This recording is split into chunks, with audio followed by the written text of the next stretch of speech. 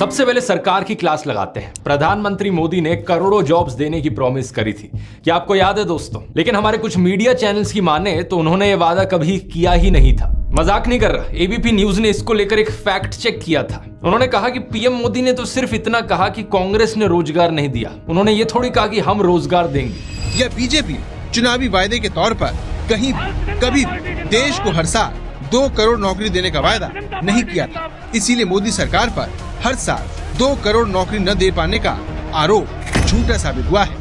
क्यों ABP news वालों, ये बताओ जरा, ये किस पार्टी की पॉलिटिकल कैंपेन है? युवाओं को बेरोजगार रखने वालों, जनता माफ नहीं करेगी।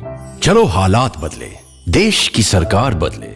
ये ऐड दोस्तों बीजेपी हरियाणा ने चलाई थी। पिताजी ने हमेशा पढ़ने को बढ़ावा दिया पर नौकरी ना मिली। विकास हो तो ही नौकरी निकले ना। अब जाग उठा है हरियाणा। आज की सच्चाई पता है क्या है? मुझे बड़ा दुख होता है बताते हुए दोस्तों, इन्होंने हरियाणा को बेरोजगारी में नंबर 1 बना दिया है। दिसंबर 2022 के सीएमआई डेटा के अनुसार हरियाणा में अनएम्प्लॉयमेंट 37.4% पर है, यानी कि पूरे देश में सबसे ज्यादा अनएम्प्लॉयमेंट यहाँ है। लेकिन बात सिर्फ हरियाणा की नहीं है, क्योंकि प्रधानमंत्री मोदी ने जगह जगह जाकर बार बार जॉब्स का वादा किया था। इस 8 साल पुरानी क्लिप को देखो। हमने मेक इन इंडिया का अभियान चलाया है और नौजवान अपने ही इलाके में रोजगार कमाए ताकि शाम को अपने माँ बाप के पास जाकर के बैठ सके। इन न्यूज चैनल वालों को ये 7 साल पुरानी क्लिप भी देखनी चाहिए, जहां पर प्रधानमंत्री 1 बिलियन नौकरियों की बात कर रहे हैं। Our aim is to create jobs for more than 1 billion young hands. हमारे ये सारे टीवी न्यूज चैनल्स या तो बेरोजगारी की बात करेंगे ही नहीं, और अगर करेंगे तो पूरा खून पसीना बहा देंगे सरकार की इमेज बचाने में। जैसे कि इन सुधीर चौधरी को देख लो, इन्होंने करीब 1 साल पहले ये प्रोग्राम किया, सबको सरकारी नौकरी क्यों चाहिए।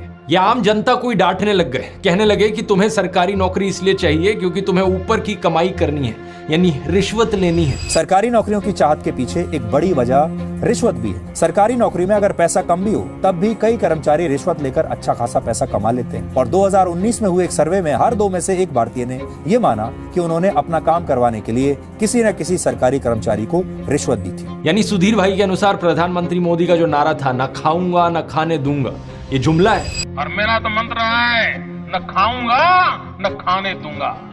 और यहाँ ये कह रहे हैं कि यूथ स्किल्ड नहीं है। स्किल्ड ना होना भी एक बहुत बड़ी वजह है। इसके पीछे जिम्मेदारी किसकी है? सुधीर भाई, क्या ये मान लें कि प्रधानमंत्री मोदी का स्किल इंडिया वो भी एक जुमला था? भारत में बहुत सारे लोग परीक्षा देकर, पैसा देकर, किसी नेता की सिफारिश लगाकर किसी भी तरह से सरकारी नौकरी पाना चाहते हैं। और इसकी सबसे बड़ी वजह यह है कि सरकारी नौकरियों में काम के घंटे बहुत ज्यादा नहीं होते, काम के घंटे तय होते हैं, छुट्टियां जी भर के मिलती हैं। मतलब सुधीर भाई के अनुसार आप लोग, देश के युवा, कामचोर हो और